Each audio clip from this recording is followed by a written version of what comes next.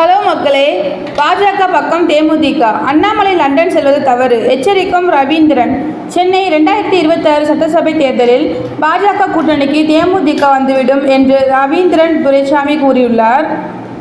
கூடவே அண்ணாமலை லண்டன் பயணம் மேற்கொள்வதால் அக்கட்சிக்கு என்ன மாதிரியான விளைவுகள் ஏற்படும் என்பதை பற்றி விளக்கியுள்ளார். சர்வதேச அரசியல் பற்றி படிப்பதற்காக இந்திய அரசியல் தலைவர்கள் சிலருக்கு லண்டன் ஆக்ஸ்போர்ட் பல்கலைக்கழகம் அழைப்பு விடுத்திருந்தது. அதை ஏற்று பாஜக மாநில தலைவர் அண்ணாமலை லண்டன் செல்ல இருக்கிறார் என செய்தி வெளியாகியிருந்தன.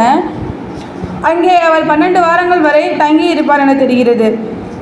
இந்த பயணம் பற்றி விளக்கம் அளிக்க முன்வந்த அண்ணாமலை கட்சி தலைமை அனுமதி அளித்த பிறகே வெளிப்படையாக பேச முடியும் என்று கூறியிருந்தார். தேசிய தலைமை இவரை விடுவிப்பதில் சில சிக்கல்கள் இருப்பதாக பேச்சுகள் அடிபட்டன. முதலில் இவர் லண்டனில் 6 மாதங்கள் வரை தங்கி இருப்பார் என தகவல் கசிந்தது. இப்போது அவர் 12 வாரங்கள் தங்கியிருப்பார் என கூறப்படுகிறது. அதாவது இந்த ஆண்டு டிசம்பர் இறுதியில் அவர் தமிழகம் திரும்புவார் என எதிர்பார்க்கப்படுகிறது. சில மாதங்கள் முன்பாகவே இந்த பயணத்தை அண்ணாமலை திட்டமிட்டிருந்தார். அவரது பதவிக்காலம் ஜூலையுடன் முடிவடைகிறது. ஆகவே அடுத்து புதிய தலைவர் நியமிக்கப்படுவார் என பேச்சுக்கள் வலம் வந்து கொண்டுள்ளன. நடந்து முடிந்த மக்களவைத் தேர்தலில் பாஜக தலைமையிலான கூட்டணி 40 தொகுதிகளிலும் படுதோல்வியை சந்தித்தது.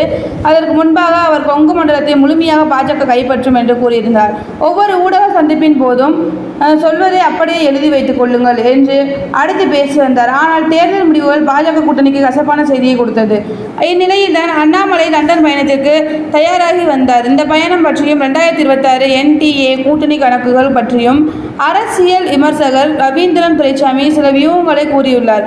அவர் பேசும்போது பாஜக கூட்டணிக்கு எடப்பாடி பழனிசாமி வரமாட்டார் என்றுதான் நான் முன்பு சொன்னேனே, இப்போது அவர் 2026 பாஜக கூட்டணிக்கு வரமாட்டார் என்றுதான் சொல்கிறேன்.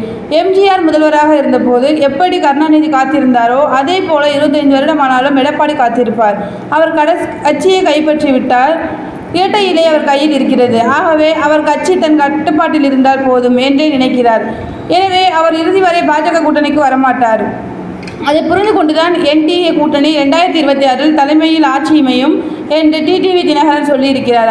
RK நகர் இடைத்தேர்தலில் வெற்றி பெற்ற டிடிவி தினகரன் அதிமுகவை தனது கட்டுப்பாட்டில் எடப்பாடி எடுத்துக்கொண்ட பிறகு அரசியல் அடையாளம் இல்லாமல் இருந்தார். இப்போது மக்களவைத் தேர்தலில் டிடிவி 2வது இடத்திற்கு பாஜகவால் வந்துள்ளார். அதிமுகவை 3வது இடத்திற்கு தள்ளியுள்ளார். அவருக்கு இப்போது அரசியல் முகம் கிடைத்துவிட்டது. எவ்வளவு அவர் முயற்சி செய்தும் சிறுபான்மையினர் ஓட்டு அவருக்கு கிடைக்கவில்லை. அவர்கள் பாஜக யாரால் தோற்கடிக்க முடியும் என யோசித்து பார்த்துவிட்டு திமுகவை தேர்ந்தெடுத்து விட்டார்கள் என்பதையும் டிடிவி புரிந்து கொண்டு விட்டார். ஆகவே அவர் பாஜகவுக்கு வந்ததே நல்லது. அப்படி பார்த்தால் இந்த கூட்டணி சார்பில் முதல்வர் வேட்பாளராக அண்ணாமலையை பிரதமர் மோடி முன்னிறுத்துவார். அடுத்ததாக பண்ருட்டி ராமச்சந்திரனை முதல்வராக வாய்ப்பு உள்ளது.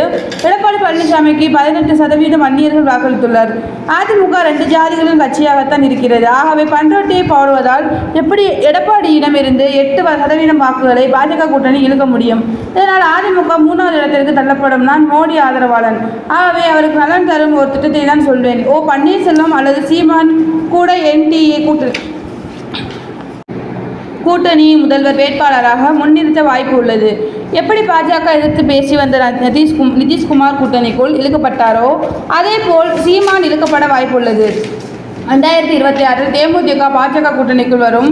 பிரேமலதா விஜயகாந்த் மத்திய பட்ஜெட்டை ஆதரித்துள்ளார். ஆகவே அந்த மாற்றம் நடக்கும். அதேபோல் திமுக கூட்டணிக்குள் புதிய தமிழகம் போக வாய்ப்பு உள்ளது. திமுக மற்றும் காங்கிரஸ் இடையே ஊழல் இருந்தாலும் கூட்டணியில் பிளவு இருக்காது. எடப்பாடி பழனிசாமி தனிமைப்படுத்தப்படுவார். அவரை நம்பி யாரும் கூட்டணிக்கு வரமாட்டார்கள் என்று பேசியுள்ளார்.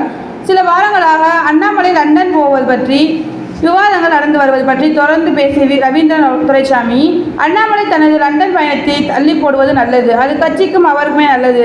2026 பின்னர் அவர் லண்டன் பயணம் பற்றி யோசிக்கலாம். அண்ணாமலைக்கு பதிலாக யார் போடப்பட்டாலும் அவர்கள் மாநில தலைவராக தான் இருக்க முடியும். அண்ணாமலை அப்படி இல்லை. அவர் ஒரு தலைவராகிவிட்டார். ஒரு தலைவர் பாஜகவின் மாநில தலைவராக இருப்பதுதான் கட்சிக்கு தான் நல்லது என கூறியுள்ளார். தேங்க்யூ.